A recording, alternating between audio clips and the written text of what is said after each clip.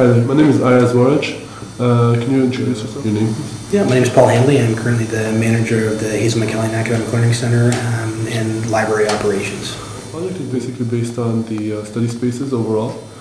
First of all, I was just wondering if you could actually, maybe in a couple of sentences or something, say what an ideal study space is, because you're working in a library, so you definitely know what a study space is required, what kind of lighting, what kind of environment, what kind of, like stuff like that.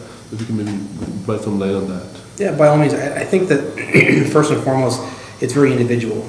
Study space creation and the use and its effectiveness is dependent on the person who uses it. So what I can provide you with my opinion and maybe what myself and the library share as an overall ideal study space, which again won't fit each and every individual, but will hopefully catch as many as possible. So I think they need to be first and foremost secure. And secure in the sense that people feel safe both getting to and from the space and while they're in the space itself. And you can achieve that in a couple of different manners, which also I think support the overall need or the overall creation of the space. So something along the lines of lighting, bright spaces, but one are make them more secure, and two provide an element of security. Sight lines as well. Sight lines throughout the space and into the space. So glazing, I think, is important so people can see who's in the space, see what's going on in the space, and then when you're in that space, be able to see, again, visually see throughout the space so there aren't any hidden corners or hidden elements that otherwise someone who wanted to do something illegal could either conceal themselves or hide, or could carry out that act within that more of a concealed area.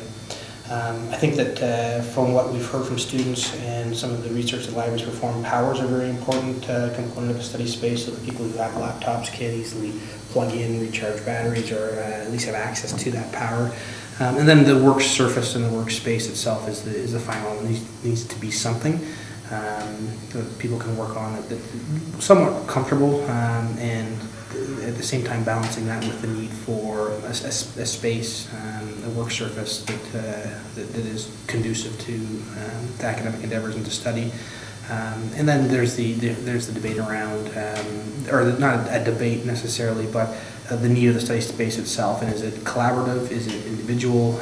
Levels of noise. Obviously, there's a threshold for noise, but is it, is there academic noise? We're having a conversation about a subject or about a class issue, wherever the case may be, that becomes energetic and it's a little louder than dead silence, but maybe that's acceptable because it is good conversation versus unruly behavior. So I think in a nutshell that would be my ideal study space for sure.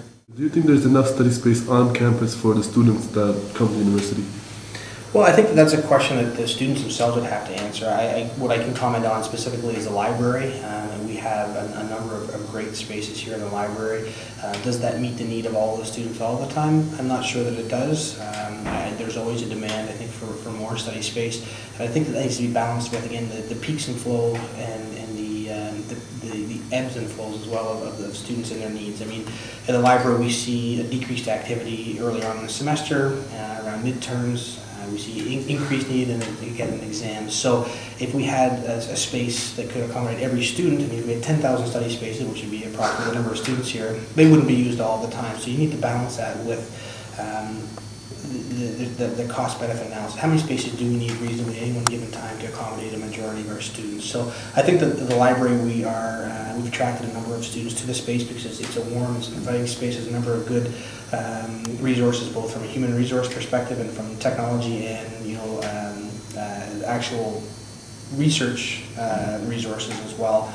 So we've been quite successful in attracting a number of students here to the space. Would we like to have more? I think that we probably would. I appreciate your time. Thank you very much, and hope to keep in touch with you and let you know how our project goes. Actually, I appreciate that. I'd like to see how things turn out. Thank you. Great.